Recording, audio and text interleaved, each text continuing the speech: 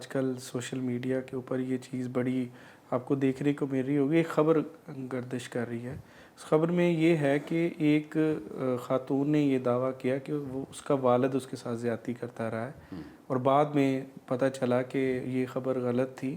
اصل میں وہ کیا تھا کہ وہ اپنی پسند کی شادی نہ ہونے کی وجہ سے باپ کے اوپر وہ الزام لگا رہی. اچھا، یہ سارا واقعہ ہو جاتا ہے. واقعہ ہونے کے بعد پھر مجھے بتائیں کہ اس والد کی نفسیاتی کیفیت کیسی ہے، کیا وہ سوچ رہا ہوگا، اور کس طریقے سے وہ اب سوسائٹی کے اندر جو ہے وہ سروائیو کرے گا. اچھا، اس سوال کا جواب دینے سے پہلے نا میں یہ کہوں گا کہ ہم ایزیوم یہ کر رہے ہیں کہ یہ خبر ایسے ہی ہوئی ہے، ٹھیک تو ہے. پھر ہم اس کا جواب دے رہے ہیں کیونکہ اس خبر سے بذات خود بہت سارے پہلو سامنے آ رہے ہیں. بالکل. مثلاً پہلی بات یہ کہ انہیں سے جو ہم پہلی بات سیکھ رہے ہیں کہ جب پہلی خبر آ رہی ہے تو اس کے اوپر بہت سارا ری ایکشن آیا ہوگا.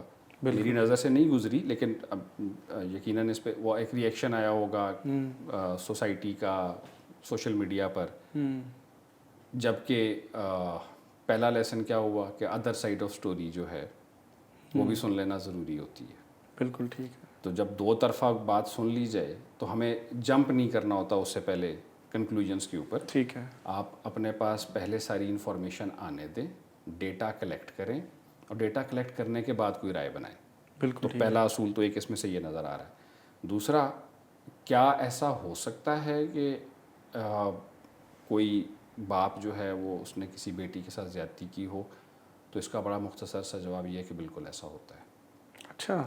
بالکل ایسا ہوتا ہے، اور بہت ساری پاکستان میں اس کا ڈیٹا ہمارے پاس بہت زیادہ نہیں ہے، پھر بھی کچھ این جی اوز کا ڈیٹا موجود ہے. اور تو یہ کوئی اتنی ان کامن بات نہیں ہے. صحیح. انڈر رپورٹڈ ضرور ہے لیکن ان کامن نہیں ہے. ہم نے اگر بحیثیت سوسائٹی گرو کرنا ہے تو ہمیں اپنے یہ والے پہلو جو ہیں ان کو بھی یوں کر کے قبول کرنا پڑے گا. قبول کرنے کا مطلب یہ نہیں کہ ہم یہ کہیں کہ یہ اوکے ہے. یہ قبول کرنا پڑے گا کہ یہ ہمارے ہاں ہوتا ہے، پوری دنیا میں ہوتا ہے تو ہمارے ہاں بھی ہوتا ہے. کسی بھی پرابلم کے حل کرنے کے لیے پہلے اس کی ایگزسٹنس کو اکنالج، اس کی موجودگی کو اکنالج کرنا ضروری ہے. تو یہ ایسا بالکل ہوتا ہے. ایسا ہوتا ہے تو جیسے کہ ہم نے کہا کہ اس خبر کو ہم فرض کر رہے ہیں، تو اس لڑکی کے ذہن میں بھی یہ خیال آیا ہوگا نا کہ میں یہ والا الزام بھی لگا سکتی ہوں. اگر ایسا کبھی ہوتا ہی نہ ہوتا تو وہ یہ الزام لگا ہی نہ پا رہی ہوتی. ایک چیز کبھی ہوئی نہیں ہے تو اس کے دماغ میں کہاں سے آئے گا کہ میں یہ الزام لگاؤں گی. موجودگی، اس کا رد بھی اس کی موجودگی کو ظاہر کر رہا ہے. اب دوسری بات یہ ہے کہ ممکن ہے کہ اس کے بعد فریقین کی صلح ہوگی. ممکن ہے اس کے بعد خاتون کسی پریشر میں آ گئی ہوں، انہوں نے پہلے تو ایک سٹیپ لے لیا ہو اور یہ بات کر دی ہو، بعد میں ان کو کہہ دیا گیا ہو یا کہا گیا ہو کہ آپ اپنی سٹیٹمنٹ ریٹریکٹ کریں یا آپ اس کو تبدیل کر لیں. یہ ایک پہلو اس کے اندر موجود ہے. میں 100% نہیں ہوں شور کہ کیا ہوا ہے کیا نہیں ہوا.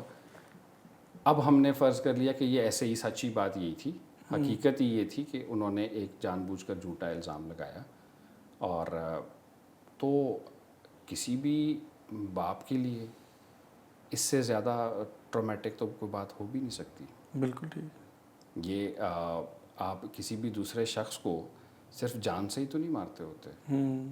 وہ جو ہم کہتے ہیں جیتے جی مار دینا، تو یہ جیتے جی مار دینے کی ایک واضح مثال ہے. اس میں کوئی گولی نہیں چلی، کوئی سامنے کوئی زخم نہیں آیا، لیکن جو جس طرح سے روح کو گھائل کر دیا گیا ہے اور ایک رشتے سے کر دیا گیا ہے یا رشتے سے کیا گیا ہے، اس کے اثرات تو بالکل ہیں.